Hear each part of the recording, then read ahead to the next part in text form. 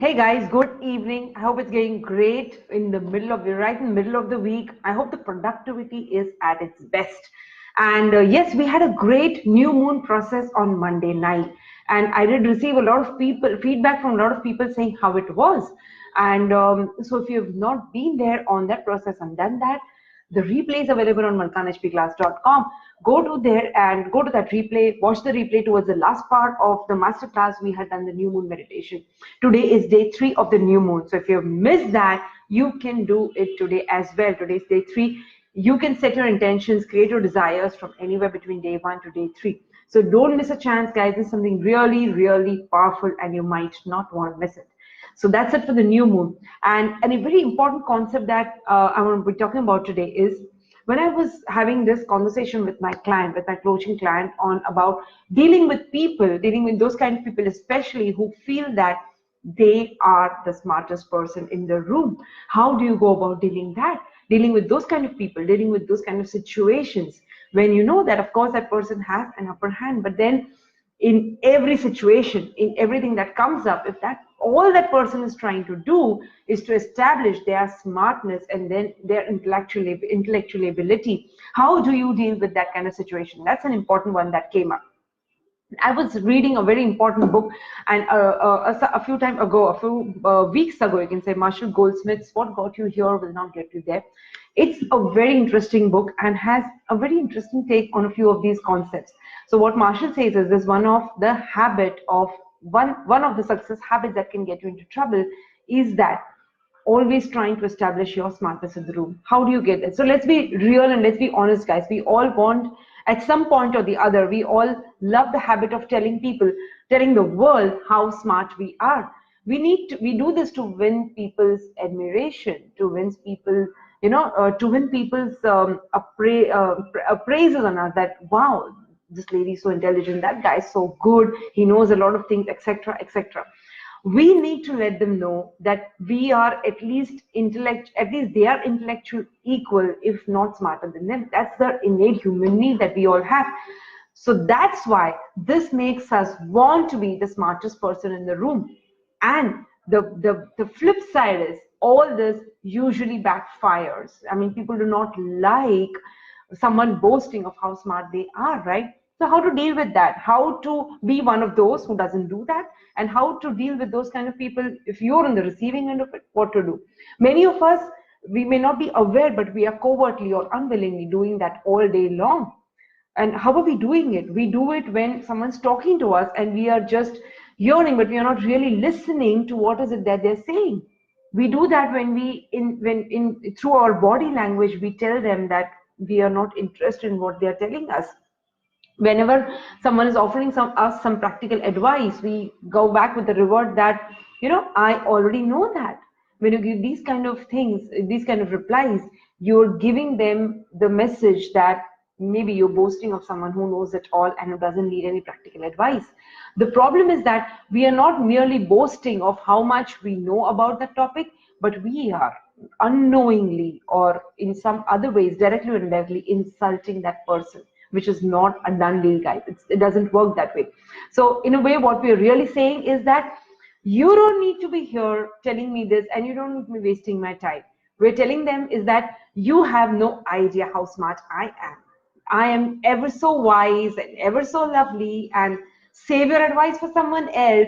Maybe you're confused. I'm not the person who needs that advice. Maybe some way we are giving these kind of messages to the people when we're trying to say that I don't need it, right? Now imagine if someone else would come and tell you this. How would you feel? You would think that they're mad, they're jackass. You would think that, save it to yourself. I don't need to get this, right? So that's insulting, guys. So how do you deal with that? Marshall says such a beautiful thing. He says, and listen to me. I mean, listen to this. This is really important. He says, being smart turns people on, but announcing how smart you are turns them off. And this is really, really a big one. Listen to it carefully again. Being smart turns people on, but announcing to them how smart you are really turns them off. And you don't want to be turning people off, right? So how do you do? How do you go down there and tell the world how smart you are without telling them how smart you are, right? How do you do that? First foremost, what he suggests is you need to recognize your behavior. What is it that have you ever done something like this? You need to stay vigilant and stay guard all the time. And he lists such a simple 3-step process for you to do that. Step number 1, he says, always, before you open your mouth, just pause. Stop where you are and ask, is anything I'm going to be saying is worth it?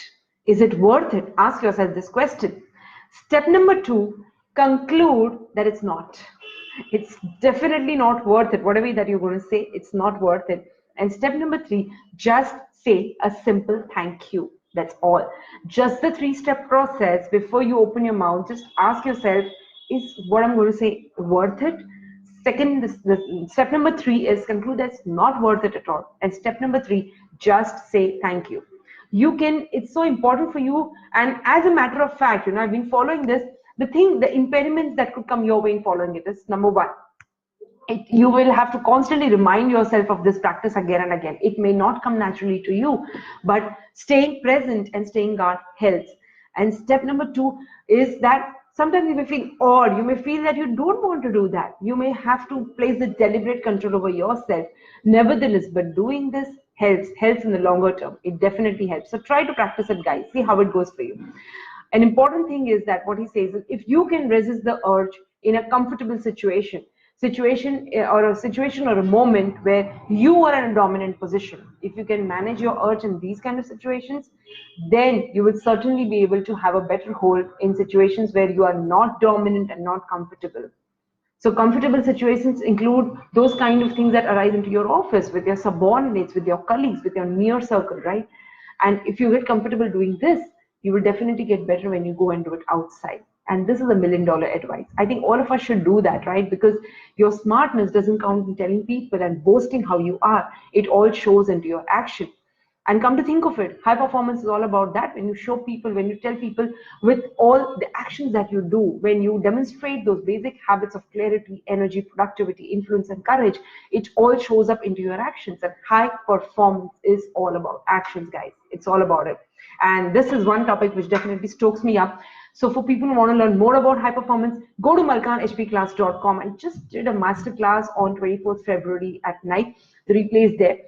I talk about why is it that all of us, be it any field that we're in, why do we need high performance in the first place? So go to the web, malkanhpclass.com, watch the webinar replay. I'm already working one-on-one with a lot of people. The first group coaching is going on in full swing. The second group is going to begin next month. If you'd like to work with me, either one-on-one or in group, watch the replay and connect to one of our team members if you want to ask more questions about what is the life mastery all about. And then we're all set to make 2020 the big leap into your life. Bye-bye, guys. Have a great day.